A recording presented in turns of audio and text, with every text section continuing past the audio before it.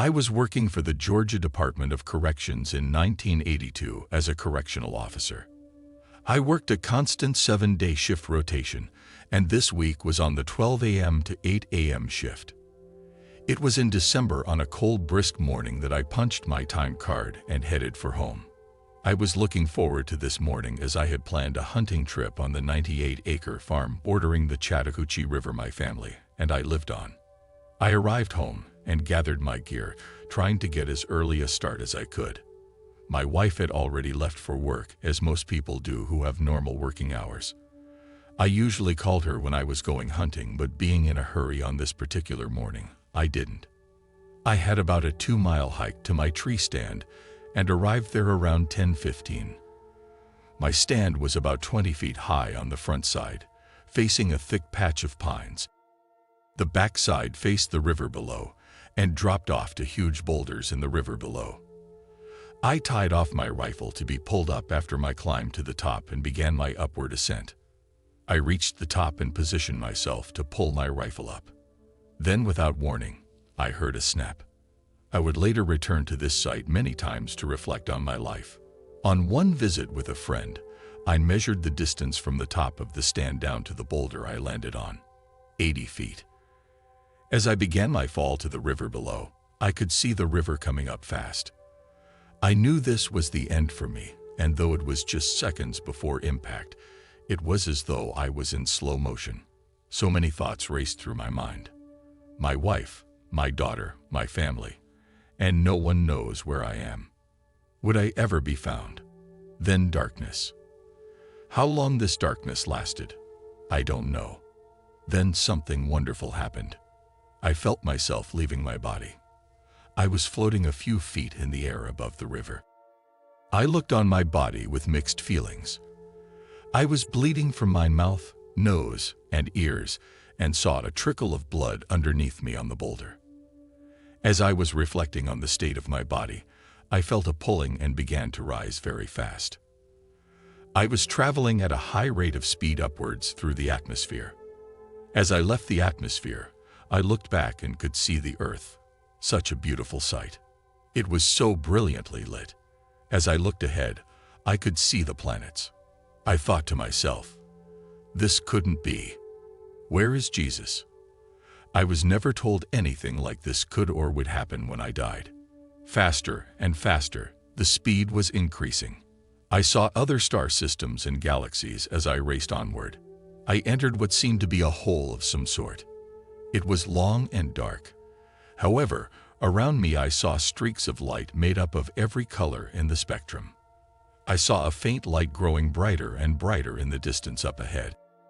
As I entered the light, I felt it all through my being. I was not afraid anymore. Then, all of a sudden, I was standing before a massive set of steps.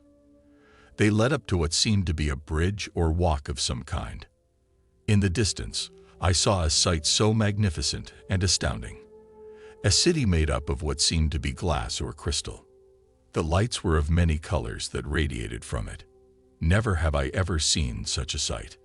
I began walking toward the city in a daze of unbelief.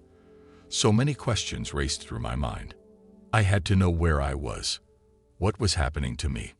I reached the front of the city and saw a double door that looked to be about 30 feet or so in height and width. It shined as if it was polished. As I stood there wondering, the doors began to open. I took a step back and looked inside. I could see what appeared to be people walking about on the inside, much like they do in a mall here on Earth. These people, though, were dressed very different. For one thing, they all seemed to be dressed in some sort of robes with hoods. I entered through the doors in amazement at what I was seeing. The inside was massive. It seemed to be square in shape with a balcony all around that led down to different levels. I walked up and looked downward over the balcony. It seemed to go on forever. As I looked up, I saw many passing by me, yet no one seemed to notice me. Then, as one was approaching me, he suddenly stopped. He slowly raised his head, and I could see his face. He appeared to be a human form in every respect but one. His eyes. No pupils. Yet they seemed to change colors in colors of blue. His hair was snow white. I wanted to speak, but before I could, he turned and pointed to a long hallway. Though we never spoke, I knew I was to go down this hallway. Then, as if nothing had ever happened, he continued. I knew I had to as well. Something was beckoning me forward. I walked down to the end of this hallway. I did not turn to the right or the left. I knew somehow that my questions were about to be answered. Again, I saw before me a massive double door. It seemed to be of some type of metal, whether gold or not I could not tell. Suddenly the doors opened. I heard a voice, though not as we speak, but from inside of me it seemed, say, enter. I did as I was told, and the doors shut suddenly behind me. I was afraid for the first time. Total darkness, total silence. Then, after a space of time, the length of which I could not determine, a bright light began to glow in the room. Brighter and brighter it became. It was somewhat above me and in front of me. I tried to look, but was almost blinded from it. I held my hands up in front of me and could make out the appearance of a figure sitting on some type of seat. Then, without warning, it happened. What have you done with your life? The voice penetrated my very being. I had no answer. Then to my right I saw what seemed to be like a movie, and I was in it. I saw my mother giving me birth, my childhood and friends. I saw everything from my youth up. I saw everything I had ever done before my eyes. As my life played out before my very eyes, I tried to think of good things I had done. I was raised in church and had been very active in church functions. Yet as I pondered on this, I saw a man in his car that had ran out of gas. I had stopped and given him a lift to a local store about a year ago. I had bought him some gas as he had no money and helped him get on his way. I thought to myself, why am I seeing this? The voice was loud and clear. You took no thought to help this soul and asked nothing in return. These actions are the essence of good. I saw all the people I had hurt as well, and was shown how my actions had set in motion the actions of others. I was stunned. I had never thought of my life having an effect on the actions that friends, family, and others I had met would take. I saw the results of all I had done. I was not pleased at all. I looked on until the events ended. Indeed, I had done so little with my life. I had been selfish and cruel in so many ways. I was truly sorry I had done so little.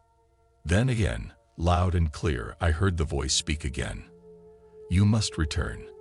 I did not want to return, though.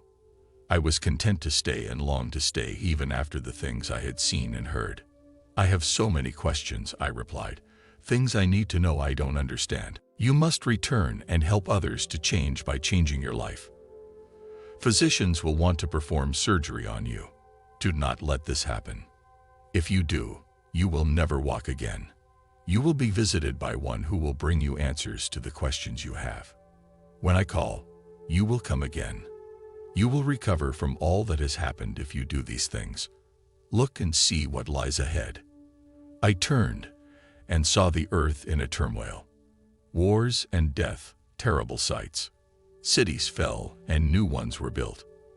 I saw the United States and a volcano exploding, covering many cities in darkness. I looked on and saw the collapse of our government, as we know it. People killing for food and water, horrible sights. I saw what seemed to be a giant explosion in the Earth's atmosphere, and much land was destroyed. I looked on and saw a new type of people, younger and of a peaceful nature. The cities were few that were left, but these people seemed to be content. It is time for you to go, I heard again. But I wanted to see more. Then the doors opened, and I felt myself almost carried down the hallway. I passed through the doors of the city and felt myself shooting through this hole I had come through. Faster I went, unable to stop. I entered the atmosphere of Earth and saw the river below. I saw my body still lying there motionless. Then it was like an electric shock, so tremendous I felt my body jump. I opened my eyes and saw the trees above and the skyline. Then, oh God, the pain. I was struggling for every breath, choking on my own blood. I managed to roll onto my stomach. The pain was all I could bear.